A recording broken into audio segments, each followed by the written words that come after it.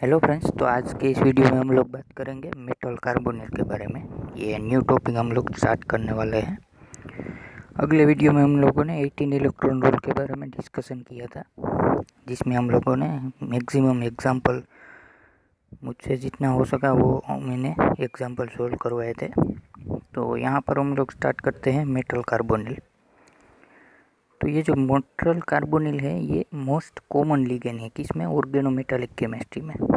Almost all transition metal जो होते हैं वो इसके साथ कॉम्प्लेक्स फॉर्म करते हैं। मैक्सिमम ट्रांजिशन मेटल जो भी होते हैं वो इसके साथ कॉम्प्लेक्स बनाते हैं। कोई एक्सेप्शन ही होगा तो जो ये कॉम्प्लेक्स नहीं बनाता होगा। ये मोस्ट कॉमन लिगेंड इसलिए है क्योंकि इसमें कोई चार्ज की झंझट नहीं होती है। इस न्यूट्रल लिगेंड है, कहाँ भी आपको ऑक्सीडेशन स्टेट फाइंड करना हो तो इसको तो चार्ज जीरो ही आएगा। तो ये इसी तरह से ये इजी होता है सब कुछ मेटल कार्बोनिल केमिस्ट्री में। अब यहाँ पर कार्बोनिल ये जो लिगेंड होता है वो सिंगल बॉन्ड भी फॉर्म कर सकता है मेटल के साथ, और वो ब्रिज के थ्रू भी बॉन्डिंग जनरेट कर सकता है। सिंगल बॉन्ड में मेटल भी सिंगल होता है और ब्रिज वाले में 2 और मोर मेटल आयन भी हो सकते हैं। तो ये जो मेटल कार्बोनिल के जो कॉम्प्लेक्स हैं वो 90% जो कॉम्प्लेक्स होते हैं वो 18 इलेक्ट्रॉन रूल को फॉलो करते हैं। वो बात इसमें बहुत गौर करने की जैसी है। तो चलिए इसका बॉन्डिंग के बारे में हम लोग डिस्कशन करते हैं। तो यहाँ पर मैंने इसका मोलेक्युलर ऑर्बिटल डायग्राम शो किया है। तो if you know that carbon has 4 valence electron in its outer shell. तो यहाँ पर आप लोग देख सकते हैं लेफ्ट हैंड साइड कार्बन है तो उसकी ऑर्बिटल में 4 वैलेंस इलेक्ट्रॉन हमने अकोमोडेट किए हैं, मीन्स के अरेंजमेंट किए हैं। 2 इलेक्ट्रॉन 2s में और बाकी के 2 इलेक्ट्रॉन 2px और 2py में।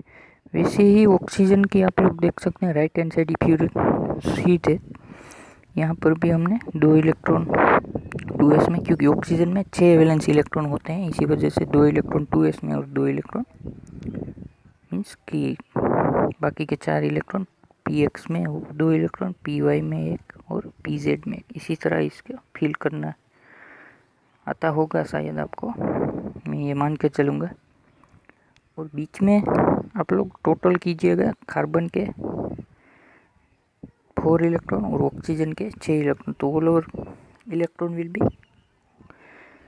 10 इलेक्ट्रॉन।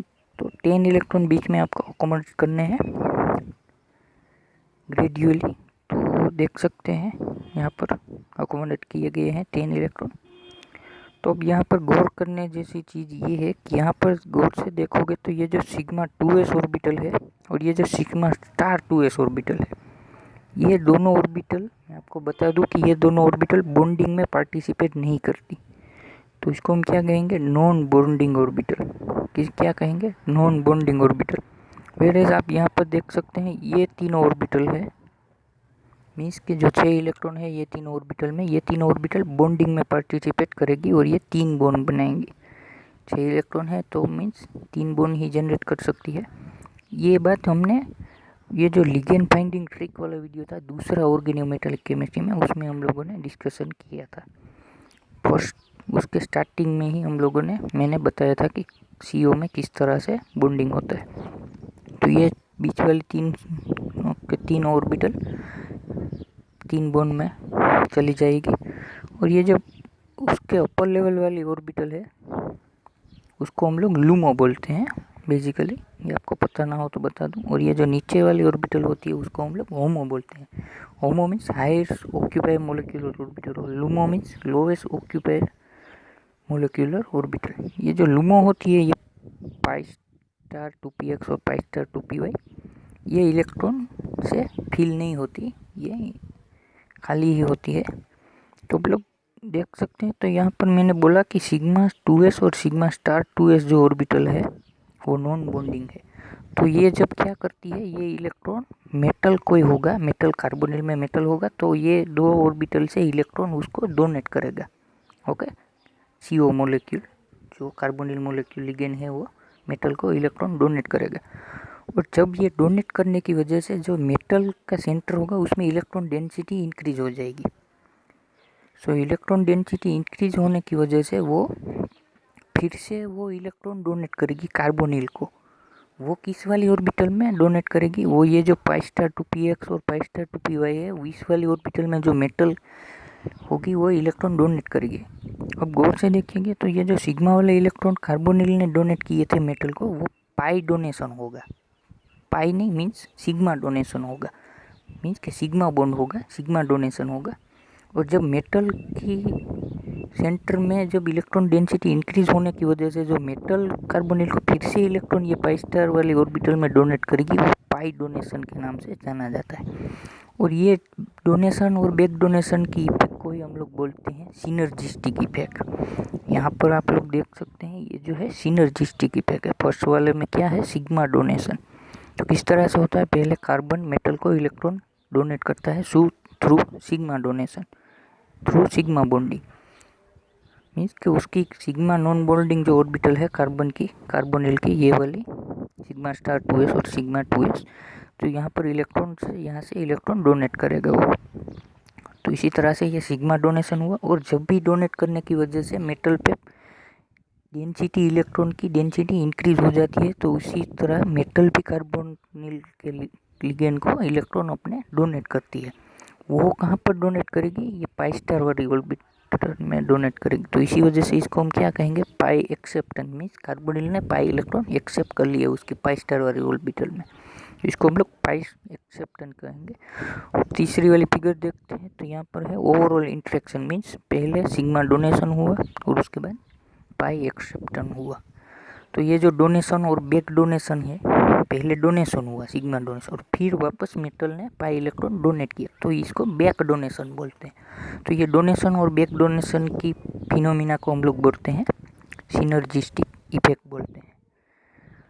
तो ये जो बॉन्डिंग है वो इजीली कैरेक्टराइज होता है। किसके थ्रू कैरेक्टराइज हम लोग करते हैं? ये आईआर स्पेक्ट्रोस्कोपी के थ्रू हम लोग कैरेक्टराइज करते हैं, उसकी एक्सपेरिमेंटल एविडेंस के थ्रू, कि जिसमें उसका पिक्चर कैसा होगा बॉन्डिंग का बिटवीन CO और मेटल के थ्रू, ये इसी तरह वैलिड होता है।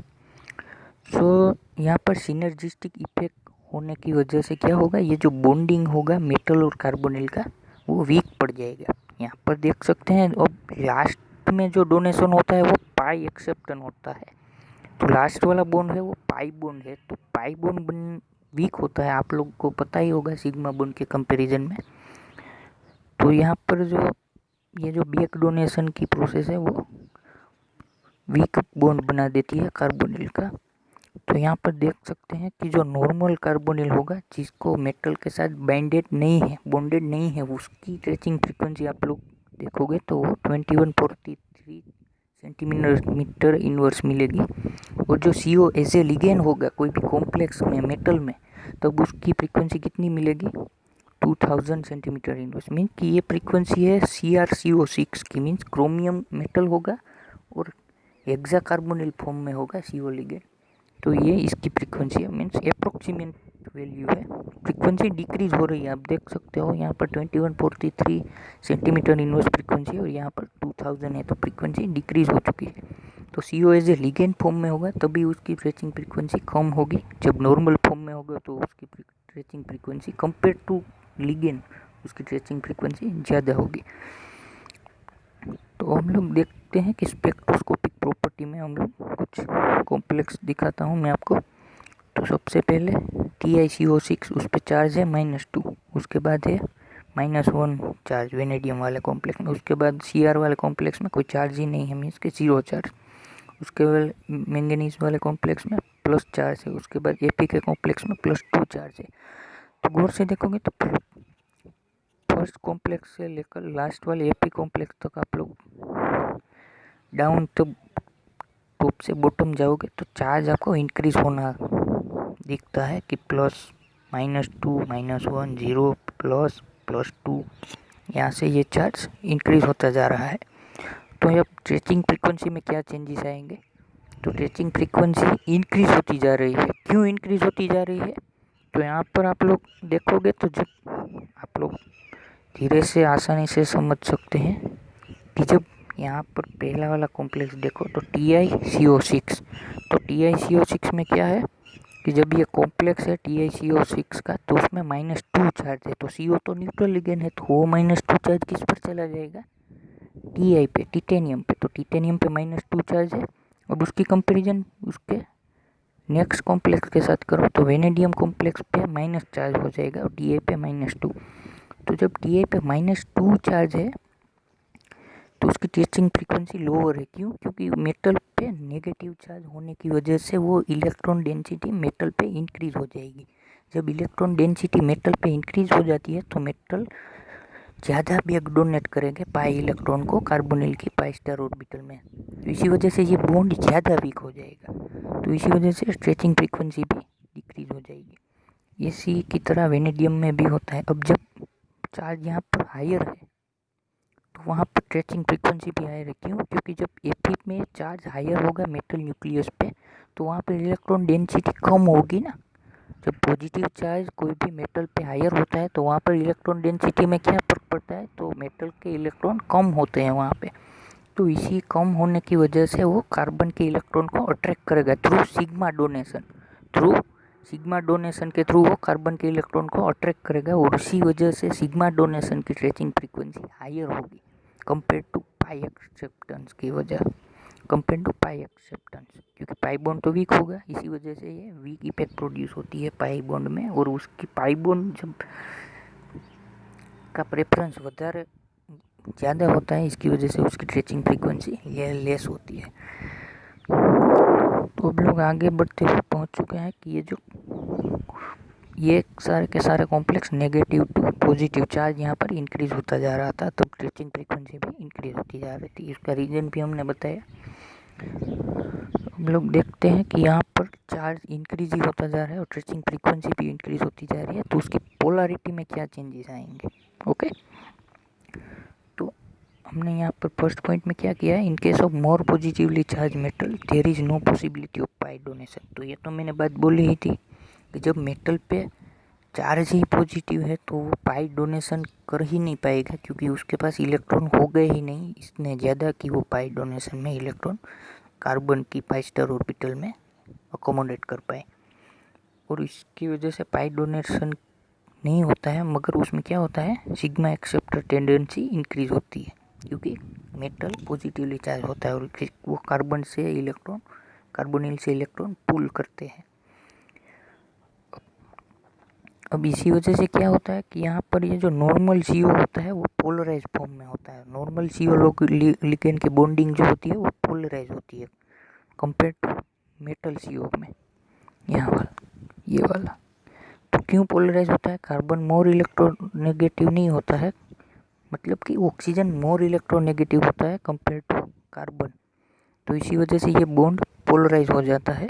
वेयरएज यहाँ पर मेटल में देख के तो मेटल का जब चार्ज यहाँ पर इंक्रीज होता है तो क्या होता है, वो इलेक्ट्रॉन ज़्यादा पुल करेगी अपने थ्रू, कार्बोनिल के इलेक्ट्रॉन ज़्यादा पुल होता है। तो इसी वजह से ये ऑक्सीजन वाले इलेक्ट्रॉन भी इसकी बॉन्डिंग में पुल होते हैं। इलेक्ट्रॉनिक क्लाउड की मैं बात करूँ तो ये जो इलेक्ट्रॉनिक क्लाउड ऑक्सीजन का भी मेटल के थ्रू पुल होगा। तो ये जो पोलरिटी है इस बॉन्ड की डिक्रीज हो जाएगी, मीन्स वो बॉन्ड की पोलरिटी डिक्रीज हो जाएगी। यहाँ पर बॉन्ड की पोलरिटी ज़्यादा है और इसी वजह से पोलर बॉन्ड है उसको ब्रेक करना इजी है compare to less polarise bond.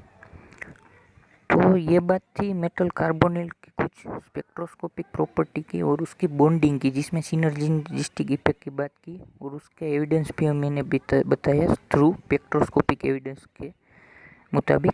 IR spectroscopy की फ्रीक्वेंसी है, ये जो स्ट्रेचिंग फ्रीक्वेंसी है उसके मुताबिक उसका ये जो एविडेंस है, ये जो IR की फ्रीक्वेंसी है उसका प्रूफ है कि ये इस तरह से बॉन्डिंग होती है।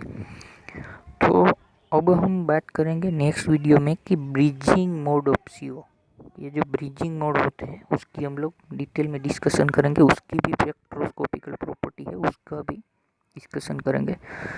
सो आज के लिए इतना ही काफ़ी। So thank you for watching this video.